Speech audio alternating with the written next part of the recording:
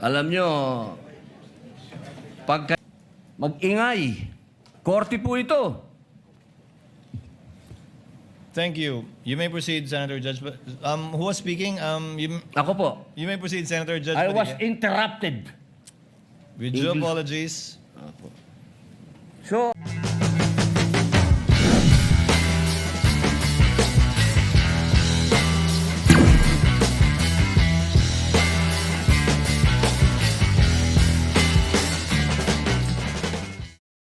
Senator Judge Padilla is recognized.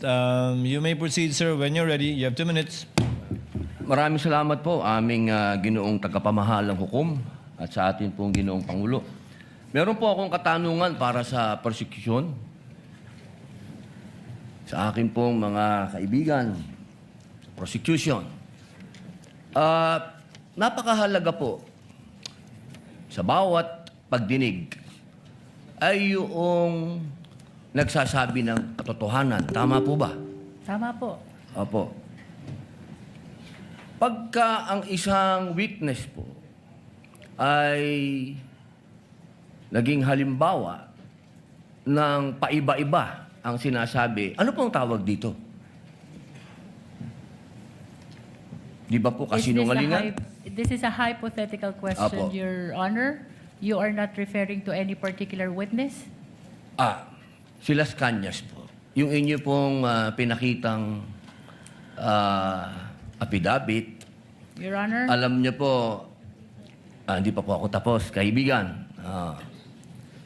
Alam niyo po, napakalungkot po para sa amin na marinig na merong kayong ibinigay na affidavit na nabahiran dito po sa loob ng Senado. Dito, sa plenaryo ng Senado, ay nabahiran ng matinding masasabi nating kasinungalingan sapagkat magkaiba ang kanyang sinabi. October 3, 2016, sinabi niya walang kinalaman ang Pangulong Rodrigo Roa Duterte. February 20, March 6, na iba na ang istorya. Ang tanong ko po, ano ang tawag sa taong paiba-iba ang sinasabi? Di ba po sinungaling? May I answer, Your Honor? Opo. Kagaya po ng aking binigyang linaw kanina at paulit-ulit na rin pong sinabi ng ating presiding officer. Pakisagot na lang po kasi yun lang po ang tanong. Tama po ba o mali na tawaging sinungaling ang taong iba-iba ang sinasabi? I'm sorry, Your Honor, but I need to qualify my answer. Mr. Presiding Officer, isang simpleng tanong lang po. The lead prosecutor may agree or disagree or state a different characterization. I can state a different characterization if I'm asked by the good Senator Judge. You may disagree or agree with the Your statement Honor. of the Honorable Senator Judge Padilla.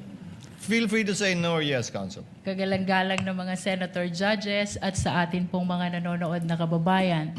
Dahil binanggit po ng kagalang-galang na Senador Robin Padilla ang pangalan at ang affidavit ni Arturo Las Cañas, nais ko pong linawin ang kanina ko pong manifestasyon.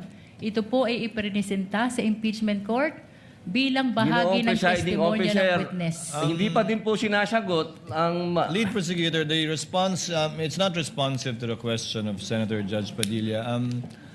Allow me to, if the good Senator Judge will allow the presiding officer, pwede ba nating sabihin, lead prosecutor, na ang testigong pabago-bago ang kanyang testimonya sa magkakaibang petsa o araw o panahon ay isang testigong hindi maaasahan?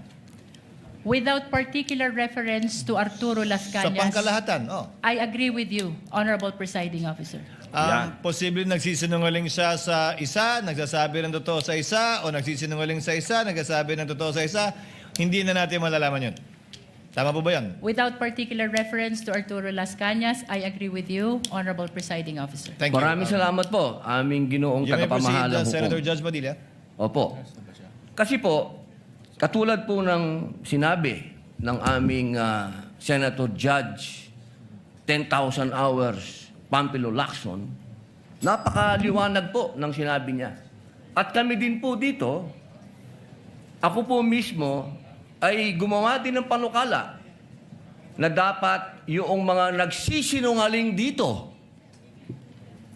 yung mga paiba-iba ng testimony na nagiging aming mga witness, ay dagdagan dapat ang sintensya ng perjury. Kailangan amendahan ang batas na yan. Ngayon, bilang pakiusap po sa inyo, sa prosecution, pwede po ba na sana ay maiwasan natin ang pagbibigay ng witness na may kasong perjury? Hindi na po ito si Las Cañas. Ang sinasabi ko po ay yung dalawang mahal nating witness, si Attorney Jeremy Lotok at si NBI Agent Talilong, na sa mga oras na ito ay may kasong hinaharap na perjury. Pwede po bang iwasan natin na may mga ganito tayong witness para ang nasasakdal po kasi dito ay ibinoto ng 32 million na tao. Sana po, aming mga mahal na kaibigan sa prosecution, ay isipin nating mabuti bago po tayo magbigay ng mga witness na may perjury na kaso o nagkaroon po kami ng dahilan na gumawa ng amenda na itong perjury ay amendahan. Pwede po ba yon? Your Honor, with all due respect, I would like to take exception to the question and manifestation of the Honorable Senator Judge Robin Padilla. First of all, we were able to verify already that there are no cases pending against the prosecution witnesses.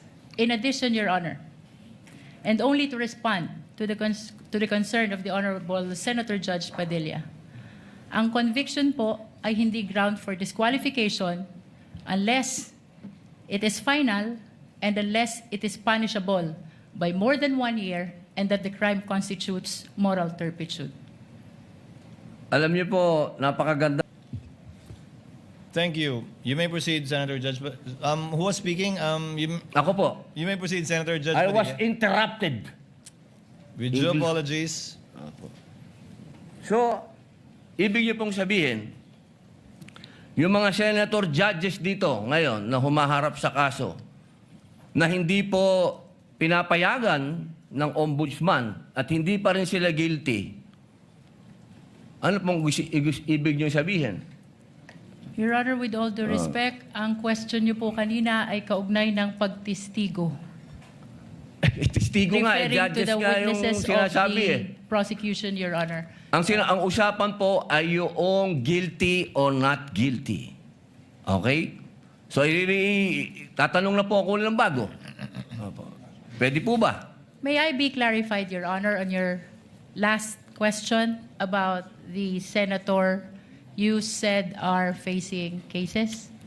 Lead counsel, I think that was more Alam of niyo a- po, malinaw na po yung sinabi ko and wala po kayong karapatan magtanong Hindi, sa Senator Judge. diliwanagin ko nga po. I think Senator Judge Padilla was making a manifestation and not posing a question to the lead prosecutor in relation to our two colleagues. You may proceed, Senator Judge Padilla. Maraming salamat po, Ginoong tagapamahalang hukom. Pwede na po ba tayong mag-advance ng katanungan? Yes, Your Honor. Apo. Yung pong sinasabi ninyo, bakit nyo po nababanggit ang ICC dito? Ano po ang kinalaman ng ICC dito sa ating pagdinig? With all due respect, Honorable Senator Judge Robin Padilla, kagaya po ng nabanggit ko na at marahil panglima ng banggit ng presiding officer, nabanggit po ang ICC kaugnay ng affidavit ni Las Cañas na ipirinisinta po ng prosecution bilang bahagi lamang ng testimonya ng witness at bilang bahagi ng naging investigasyon ng Special Task Force ng NBI. Maraming salamat po. Senator Judge Padilla will please wind up. You can Opo. avail of a second round if you wish. Opo. Maraming salamat po. So, ibig pong sabihin, malinaw na kanina sinabi natin What na is the hindi pressure siya... of, with the permission of Senator Judge and indulgence of Senator Judge Padilla, what is the pressure of Senator Judge Rafi Tulfo? Walang mic. Kay Senator Padilla. Bakit pag sa kabila pinapayagan sila 5-10 minutes? Bakit pag sa amin, sa majority, kinakat agad ni remind pagdating ng 2 minutes? I think nakakalata na kami. So dapat pag sinabing 2 minutes, 2 minutes. Pag sa amin sa majority, pag 2 minutes, pinipindot nito. 2-3 beses. Totoo yan. Pero pag sa minority, umaabot na ng 5 minutes, 10 minutes. At meron akong record yan. Pinapayagan. Why? Thank you.